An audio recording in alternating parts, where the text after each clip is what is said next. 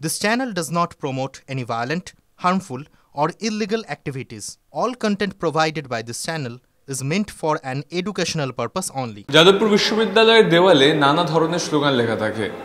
বহু স্লোগান নিয়ে এর আগেও বিতর্ক হয়েছে। এখন নেট মাধ্যমে উত্তাল একটা নতুন স্লোগান, যেখানে লেখা রয়েছে শালকু ট্রিটমেন্ট টু এসএফআই।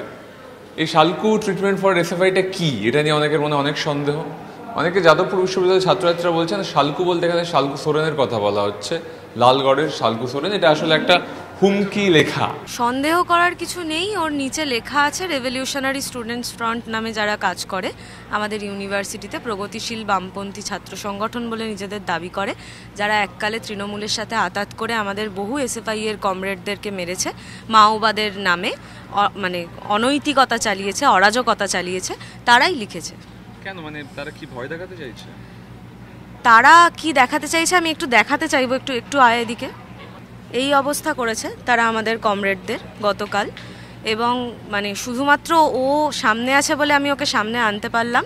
আরও বহু ফার্স্ট ইয়ারের কমরেডরা আছে, আরও বহু অন্যান্য জনরা আছে যারা একইভাবে আহত হয়েছে। চারিদিক দিয়ে ঘিরে ধরে এসএফআইকে মারা হয়েছে।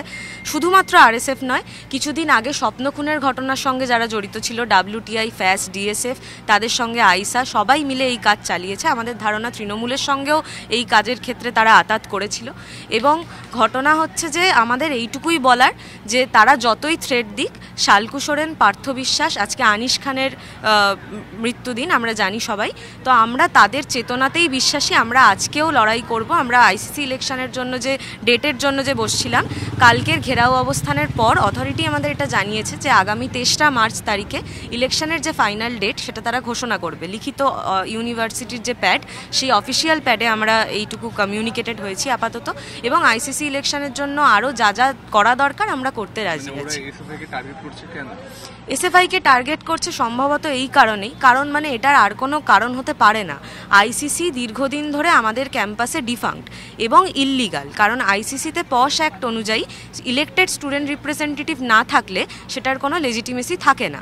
এবার ঘটনা হচ্ছে আমরা এসএফআই থেকে দীর্ঘদিন ধরে আন্দোলন করেছি এবং অথরিটিও তাতে কোঅপারেট করেছে। অথরিটি বলেছে আইসিসিতে নির্বাচিত ছাত্র প্রতিনিধি পাঠানোর সুযোগ করে দেবে ইলেকশনের মাধ্যমে, কিন্তু যখন এই ইলেকশনের ডেট ঘোষণা নিয়ে মিটিং করা হয়, সেখানে এই সমস্ত অর্গানাইজেশনগুলো মিলে বারবার করে বিভিন্ন অজুহাতে আইসিসি ইলেকশন পেছাতে চায়।